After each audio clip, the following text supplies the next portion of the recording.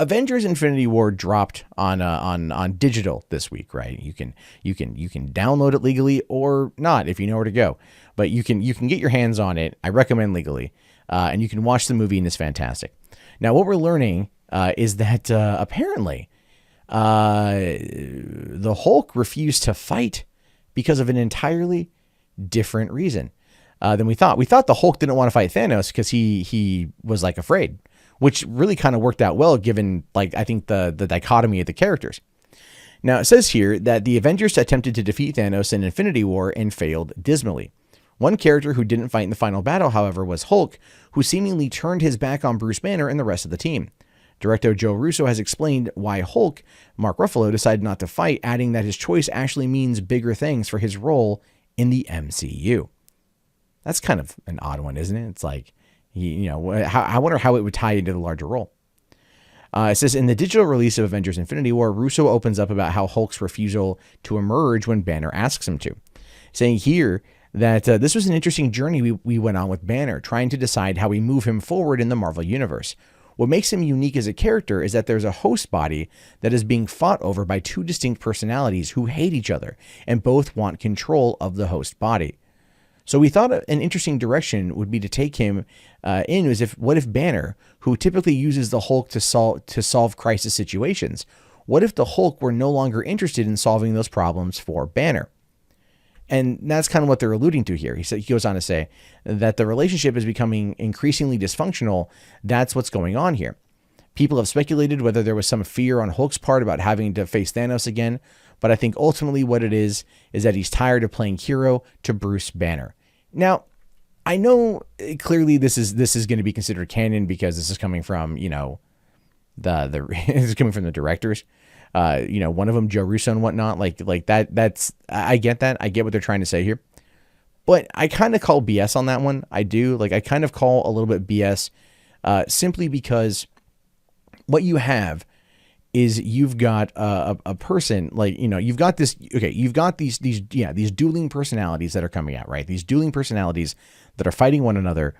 And that was one of the things that Bruce Banner feared in the Hulk, or in Thor Ragnarok, was that once he goes back into being the Hulk, he won't ever be able to not be the Hulk. The Hulk had enjoyed 2 years of battling in the Grandmaster's arena, being the champion. He enjoyed it. He liked it. I'm pretty sure the Hulk fucked bitches. I am pretty positive he did, right? And so as a result of that, what you've got is a situation, this scenario where, he gets his ass handed to him,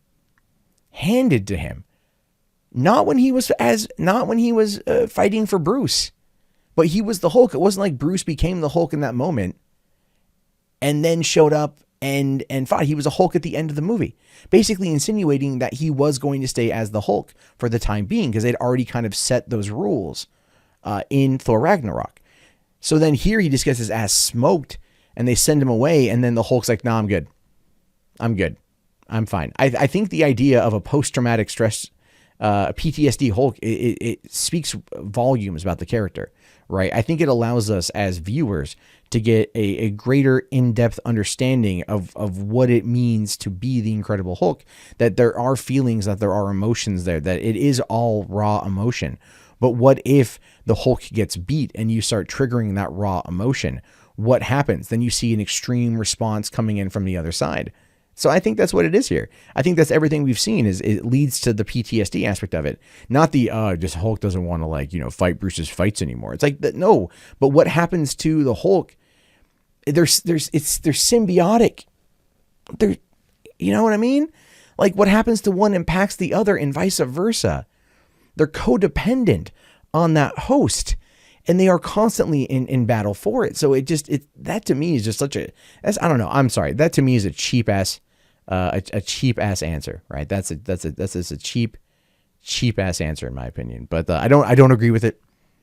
I think a PTSD Hulk allows us more depth into the character. It allows us to explore another angle of his psyche, of his mentality, of what he's been through.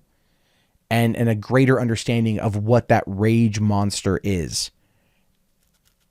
I'm just saying, like, we got to explore the tender human side of Bruce in Age of Ultron, and that the Hulk can find love and affection, or at least, somewhat in Nat, in Black Widow, right? And then to go, he doesn't want to fight because he's just tired of fighting these fights for this guy.